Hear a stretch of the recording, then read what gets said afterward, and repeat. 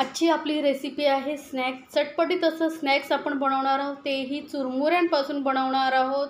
चुरमुरे तर आपण भेलसाठी वापरतो, तर आज भेलऐवजी आपण मस्त असं चटपटीत कुरकुरीत, बाहेरून कुरकुरीत आणि आतून एकदम सॉफ्ट असं स्नॅक्स बनवणार आहोत।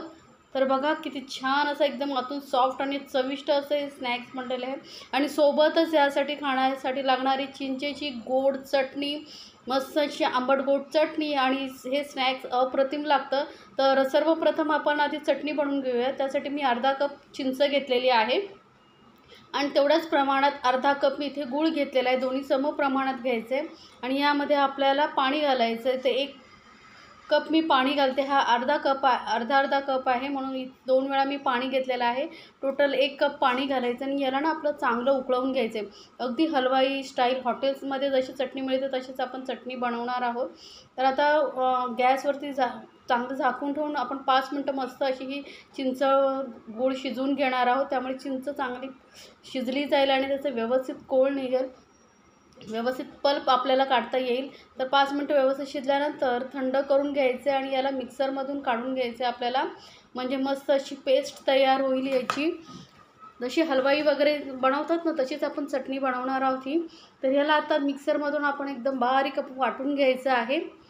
तर बघा एकदम बारीक आपली अशी पेस्ट वाटून झालेली, आता घट्ट झालेली आहे पेस्ट। पहिली पातळ वाटत होती ना, आता एकदम घट्ट झालेली। आता याला आपण चाळून घेऊया, कारण चिंचेला असे धागे वगैरे असतात त्यामुळे ते चटणीमध्ये खाताना येऊ नयेत म्हणून याला गाळून घ्यायचं आहे आपल्याला। तर जेव्हा चिंच शिजत ठेवाल ना तेव्हा लक्ष ठेवा त्यामध्ये बिया वगैरे असता कामा नये। बिया काढून घ्या नंतरच शिजत ठेवा। आता जेव्हा मिक्सरला आपण लावणार तेव्हा मिक्सरही खराब होऊ शकतो।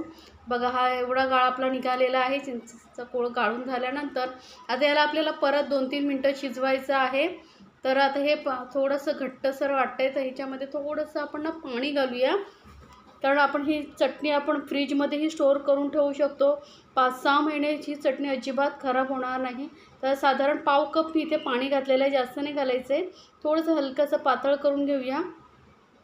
आता याला आपल्याला मस्त अशी उकळी काढून घ्यायची आहे। थोडंसं साहित्य आपण यामध्ये ॲड करणार आहोत। तर अर्धा चमचा इथे लाल मिरची पावडर घालते, त्यामुळे कलर खूप छान येईल आणि टेस्टही खूप छान येईल। व्यवस्थित मिक्स करून घेऊया आपण।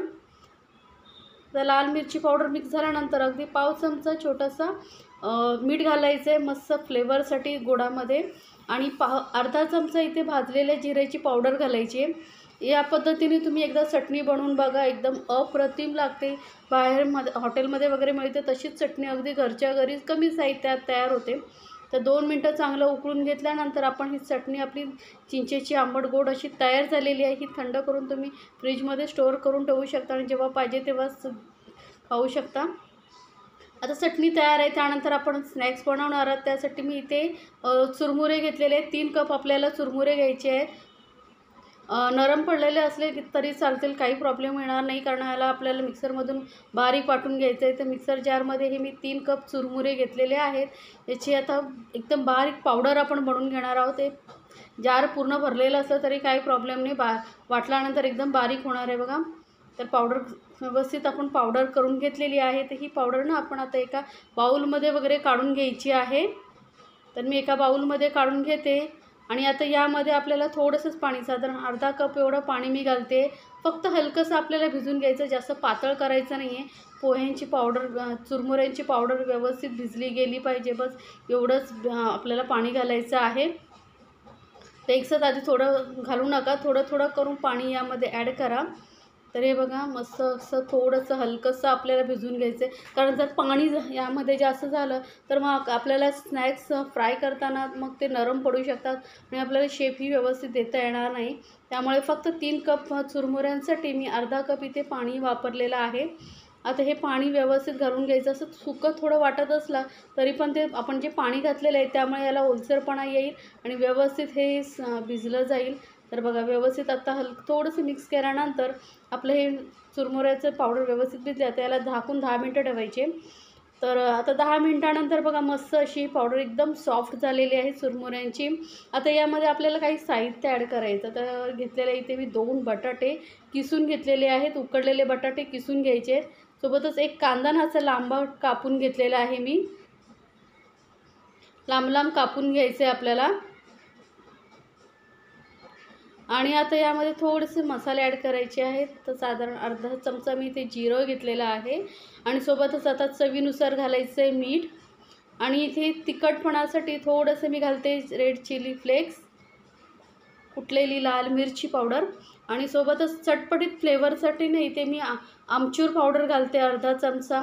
जर आमचूर पावडर नसेल तर चाट मसाला असला तरी चालेल घातला तर, नाही तर थोडंसं लिंबू पिळून घातलं तरी चालेल. सोबतच अर्धा चमचा इथे लाल हळद घातलेली आहे. आणि एक हिरवी मिरची मी इथे घालते बारीक कापून. जर तुम्हाला हिरवी मिरची नसेल घालायची तर मग चिली फ्लेक्सचं प्रमाण थोडं वाढवलं तर चालेल. आणि एक चमचा आलं लसूण पेस्ट घातलेली आहे. सोबतच आता आपण यामध्ये घालूया कोथिंबीर थोडी जास्त घालते मी, बारीक कापलेली कोथिंबीर घालायची आता. आणि हे सर्व साहित्य आता व्यवस्थित मिक्स करून घ्यायचं आहे आपल्याला. यामध्ये पाणी अजिबात घालायचं नाही, आपल्याला लक्षात ठेवा. बटाट्याचं ओलसरपणा आणि जो चुरमुरे आपण भिजत घातले होते त्याच्याच ओलसरपणाने हे साहित्य सर्व मिक्स होणार आहे. आता हे जर तुम्हाला असं थोडंसं ओलसर वाटत असेल तर 2 चमचे ते बेसन घालणार आहोत. त्यामुळे स्नॅकला असं कुरकुरीतपणाही येईल आणि टेस्टही छान येईल. आणि बाइंडिंगसाठी आपण यामध्ये हे बेसन घातलेलं आहे, तर जास्त नाही घालायचं, फक्त 2 चमचे घालायचे. आता हे सर्व मिश्रण व्यवस्थित एकत्र करून घेतल्यानंतर हाताला थोडंसं तेल लावून घ्यायचं आणि याचे आपल्याला बॉल्स बनवून घ्यायचे आहेत. आता तुम्हाला कुठला शेप आवडतो त्यानुसार तुम्ही बनवून घ्या. तर इथे मी ना थोडं सिलेंडर शेपसारखं बनवते आहे, थोडे लांबड असे. तुम्ही गोलही करू शकता, पॅटीससारखेही चपटे करू शकता, हे तुमच्या आवडीवरती आहे. तर मी असं याला शेप देऊन घेते, दिसायला खूप सुंदर दिसतं बघा असा शेप दिल्यामुळे. तर हे बघा या पद्धतीने मी सर्व हे स्नॅक्स आपण बनवून घेऊया. त्यानंतर आता स्नॅक्स आपले बनवून झालेले आहेत. तेलही चांगलं गरम करून घ्यायचं, तेल लक्षात ठेवा चांगलं गरम असलं पाहिजे. आणि त्यानंतर हे मी तेलामध्ये मस्त असे सोडते, एक जास्त थोड्या अंतरावरती आपण हे सोडून घेणार आहोत तेलामध्ये. आणि मस्त असे एकदम थोडासा असा कलर छान ब्राऊन येईपर्यंत आपण तळून घ्यायचे. लगेचच त्यांना अलटपलट नाही करायचं आणि गॅसचा फ्लेम एकदम मिडियमवरती ठेवायचा आहे. आणि मिडियम फ्लेमवरती असं थोडंसं ना असं हलगत हाताने पलटून आपण हे फ्राय करून घेणार आहोत. तर सर्व बाजूने व्यवस्थित फ्राय होतील याची काळजी घ्या. आणि तुम्ही हे डीप फ्रायही करू शकता, शॅलो फ्रायही करू शकता, जसं तुम्हाला आवडेल तसं करू शकता. तर आता हे मस्त असं कलर बघा किती छान आलेलं आहे. अजून थोडंसं डार्क कलर येईपर्यंत आपण हे तळून घेतलेले आहेत. मस्त कलर आलेला आहे बघा आपल्या स्नॅक्सला. तर हे मस्त असतं स्नॅक्स आपलं कुरकुरीत चटपटीत तयार आहे. सोबतच मस्त अशी गोड चटणी बरोबर एकदम अप्रतिम लागतं. ते एकदा नक्की बनवून बघा आणि मला कमेंट्समध्ये ज़रूर सांगा. आणि रेसिपी आवडत असेल तर चॅनलला लाईक्स, कमेंट आणि सबस्क्राईब करायला विसरू नका. सोबतच बेल आयकॉनवरती क्लिक करा, म्हणजे माझ्या नवीन रेसिपीची नोटिफिकेशन लगेचच तुमच्यापर्यंत पोहोचेल. तर हे स्नॅक्स तुम्हाला कसं वाटलं तेही मला कमेंट्समध्ये सांगा. मी तुम्हाला एक तोडून दाखवते बघा, एकदम बाहेरून क्रिस्पी आणि आतून एकदम सॉफ्ट असं जाळीदार असं आपलं हे स्नॅक्स तयार झालेलं आहे. खूप छान लागतं चटणीबरोबर, ते एकदम अप्रतिम लागतं. तर दोन्ही हे बनवून बघा आणि मला कमेंट्समध्ये ज़रूर सांगा.